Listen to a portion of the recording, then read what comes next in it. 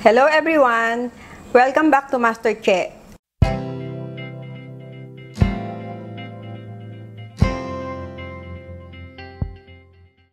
Today, ang lulutuin po natin ay dalawang klase ng ginataan. Ang unahin po natin ay ang mussels and shrimp curry. Ito po ang ating mga ingredient. Okay, kailangan po natin syempre ng half kilo ng shrimp, half kilo ng mussels or tahong. Kailangan din po natin ng garlic, ginger,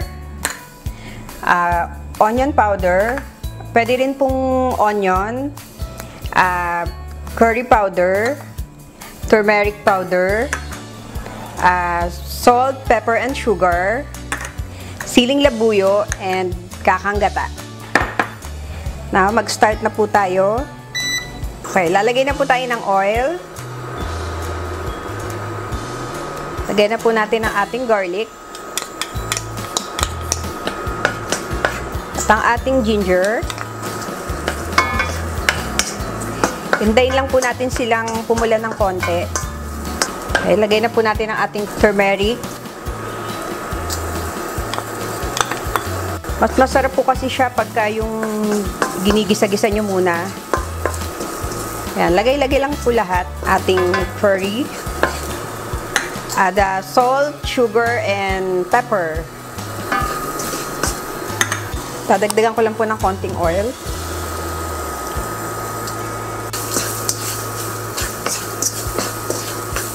At isusunod na po natin ang ating coconut milk.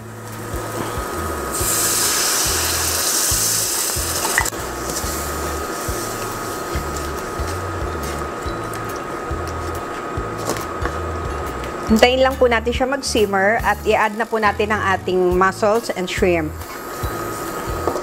Ayan, medyo nagbabubbles na po siya.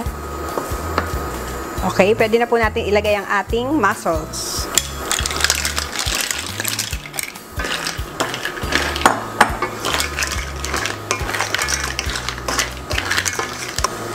Add lang po tayo ng konting water.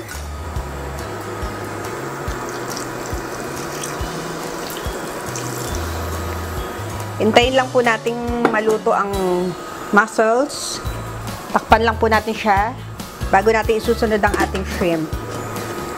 Kasi kailangan po yung shrimp natin hindi siya overcook para hindi po siya mahirap balatan. 5 minutes later. Ayan, kumukulo na po siya. Nakalimutan ko pong ilagay kanina yung onion powder. Nilagay ko na po siya. Ngayon po, isusunod na natin ang ating shrimp. Ayan. Pagkakulo po niya ay okay na po siya dahil para wag ma-overcook po yung shrimp natin para hindi mahirap balatan. Ay, nakalimutan ko pong i-mention na may kasama nga palang malunggay. So, ngayon po ituturo ko sa inyo kung paano ang pag-alis sa tangkay ng malunggay para mas madali po siya. Napanood ko lang din po sa YouTube yung kung paano ang mabilis na pag-alis ng malunggay.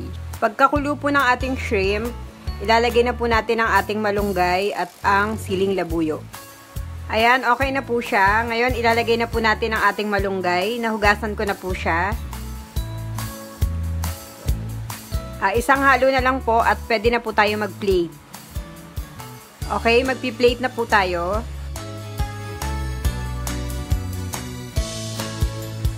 Ito na po ang ating mussels and shrimp curry.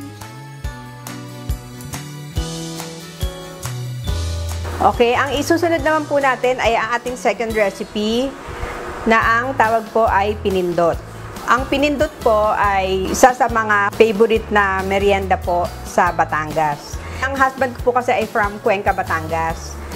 Tuwing umuwi po kami ng Batangas, nung buhay pa po yung aking late mother-in-law, ito po ang favorite na nire-request ko sa kanya, ang pinindot. Ang pinindot po ay parang ginataang halo-halo or ginataang bilo-bilo sa Manila.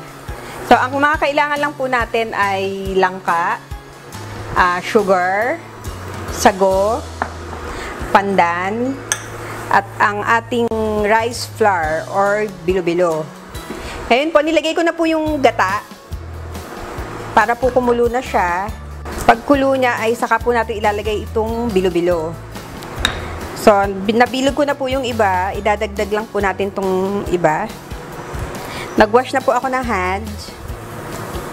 Para po, ayan, ganyan lang po. Pag gusto nyo mas malaki pa, pwede naman pong mas malaki pa kung gusto nyo. Ayan, habang kumukulo po siya, lalagyan po natin ng pandan para po mas masarap. Lalagyan lang po natin siya ng water.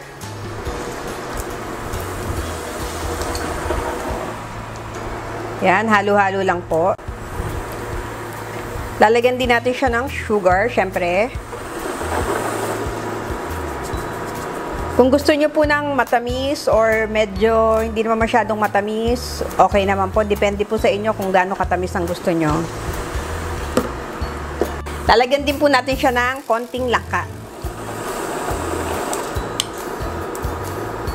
Lagay lang po ng lagay, madali lang naman siyang gawin. At ang sarap-sarap po nitong pinindot na to. Naging favorite ko na po siya mula nung natikman ko siya.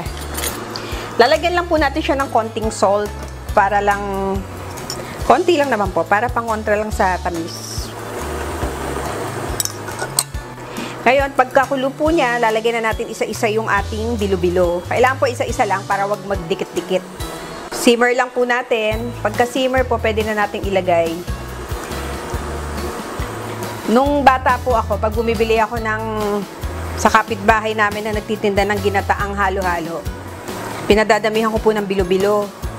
Yung pala, pwede palang bilo-bilo lang.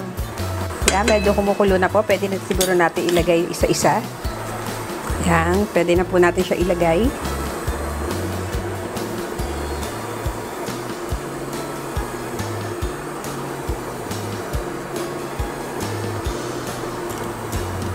Pwede nyo pong mas marami ang langka.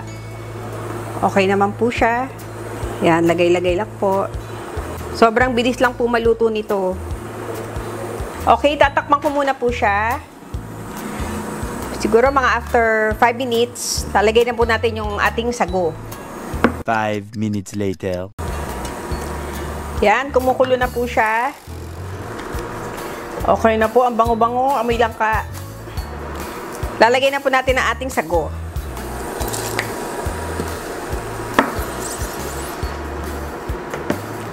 At luto na po siya. Ang kaibahan lang po niya sa ginataang halo-halo, ito po talagang bilo-bilo lang siya. Kaya siguro po pinindot ang tawag nila dito.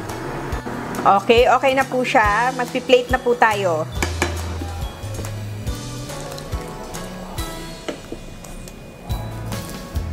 Lagay na lang po natin yung natitirang langka.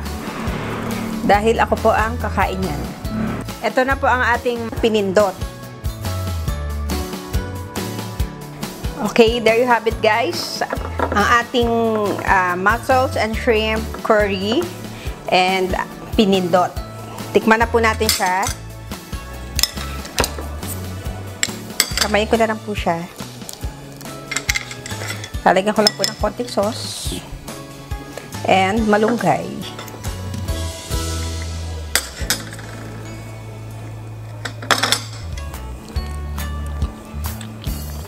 I-try nyo po siya. Masarap po. Siyempre, ating shrimp. To, madali lang po siya balatan kasi hindi siya overcook. Lagyan lang po natin siya ng sauce.